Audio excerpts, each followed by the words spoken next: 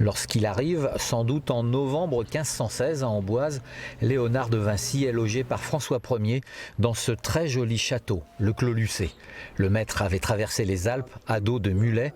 Son principal protecteur, Julien de Médicis, frère du pape, venait de mourir. Léonard de Vinci était concurrencé par des artistes talentueux et beaucoup plus jeunes, les stars montantes qui étaient à l'époque Michel-Ange et Raphaël, et qui raflaient les commandes. Une belle prise de guerre pour le puissant roi de France qui octroie à Léonard une rente de 1000 écus d'or par an, l'équivalent de 750 000 €. L'artiste et scientifique avait apporté avec lui ses manuscrits, ses plans de machines, ses dessins d'architecte et ses œuvres majeures, des œuvres qu'il termina dans cet atelier. Il a amené ici la Joconde, la Sainte-Anne et le Saint-Jean-Baptiste, et il a eu des repentirs par exemple sur la Sainte-Anne, il a terminé ici le Saint-Jean-Baptiste. Entre le jeune François Ier et le vieil homme, une relation filiale s'établit.